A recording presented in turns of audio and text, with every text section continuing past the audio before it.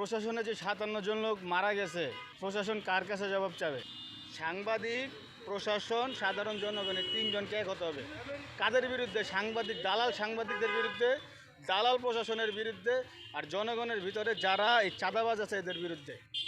বাংলাদেশের সকল মানুষ আপনার হাদি ভাইয়ের বিচার চাচ্ছে, রাইট? এখন যেই দেশে বিচার চাওয়ার ভিতরে একটা স্লোগান থাকে আপনার জনতা দলের, যে আমার ভাই মরল কেন, প্রশাসন জবাব দেয়, রাইট? প্রশাসনে যে ৫৭ জন লোক মারা গেছে, প্রশাসন কার কাছে জবাব চাবে? আমাদের দেশে প্রশাসনে যে ৫৭ জন লোক মারা গেল, তারা কার কাছে জবাব চাবে? তো এখানে যারা মারছে তাদের বিচার কোনো দিনও হবে না, কারণ বিচার আমরা যাদের কাছে চাইতেছি তারাই তাকে মারাইছে। আমরা সাধারণ জনগণ আর প্রশাসন আপনার এই তাদের হাতে জিম্মি। পুলিশ আমাদের সেবক, কথাটা ভুল। পুলিশ এখন সিস্টেমের গোলাম, পুলিশ সেবকের কাতারে নাই।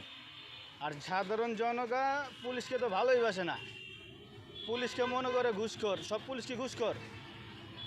তাই না? এখন যে কোনো জিনিস, যে কোনো একটা অন্যায়ের বিরুদ্ধে আমরা যখন আওয়াজ তুলি, তখন কি হয়? সর্বপ্রথম দেখি আমরা পুলিশ সামনে বাধা হয়ে দাঁড়াইছে। এখন পুলিশকে কারা পাঠাইলো? এখন সময় হইল এই পুলিশ, র্যাব, সেনাবাহিনী যারাই আছে, এই জনগণ আর এই প্রশাসন এক হইয়া তাদের বিরুদ্ধে লড়াই করা। এই সারাক্ষণ আজকে তো হাদি ভাই ভাইরাল হয়েছে দেখে আজকে তারই না মানুষের এই কান্নার রোল। যখন হাদি ভাই মারা গেছে তখন এই দেশে ৬ জন সেনা কর্মকর্তা মারা গেছে। যখন হাদি ভাই মারা গেল তখন বাংলাদেশে প্রতিদিন ২, ৪, ৫ জন মানুষ মারা যেতেছে। এই ভাইরালের নেশার থেকে বের হইতে হইব যেভাবেই হোক। আর তা না হলে প্রতিদিন এই দেশে কী পরিমাণ গুম, খুন, ধর্ষণ হইতেছে, এর কোনো বিচার নাই, হবেও না। পুলিশ মেরা লইতেছে, সেনাবাহিনী মেরা লাই, আপনার বিজেপির প্রধান মেরা লইতেছে, এর কোনো বিচার নাই। আর সাধারণ পাবলিকের কি বিচার হবে? তো এখন নিজের বুদ্ধিকে কাজে খাটানো, যাতে বাঙালি জাতি বুঝে আর ভাইরাল থেকে বাহিরে আসে। আর আমরা যাদের বিরুদ্ধে লড়বো, তাদের বিরুদ্ধে সোজা কথা, যদি লড়তে চাই শক্তি দরকার। হয়তো বা আমি তো কোনো সময় কথা বলি না, গুছায় বলতে পারতেছি না, কিন্তু আপনি বুঝে নেবেন।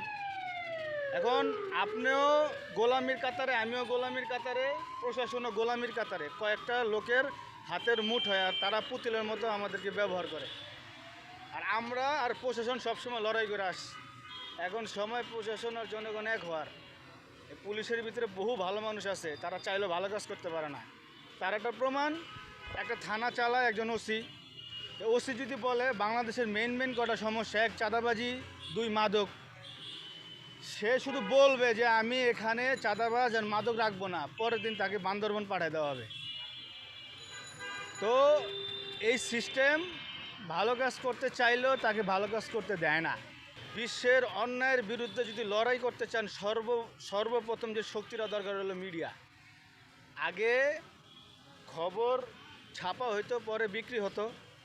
এখন বিক্রি হয়, পরে যে খবর ছাপা হয়। সাংবাদিকরা এখন রাস্তার কুকুরের চেয়ে খারাপ হয়ে গেছে। এখন সত্যিকারের যে সাংবাদিক যে কটা আছে, যারা চায় যে না আমরা সত্যিকারের সাংবাদিকতা করব, সত্যকে তুলে ধরবো, তাদের উচিত সত্য নিয়ে প্রশ্ন করা, সত্য তুলে ধরা। এই যে জাতীয় নির্বাচন হচ্ছে, লক্ষ কোটি টাকা খরচ করতেছে, এটা আপনিও জানি, আমিও জানি যে এটা আমাদের না, কেউই না। এই ছাত্ররাও আমাদের না, নেতারাও আমাদের না, যারা আগে করছে তারাও আমাদের না, এটা মুখের বলি। যেমন মমতাজ একটা গান গেছিল না, যে আল্লাহ সব দেখতেছে, চুরি বাটপারি যাই করো, শেষ বিচারে বিচার হবে। একটা গান।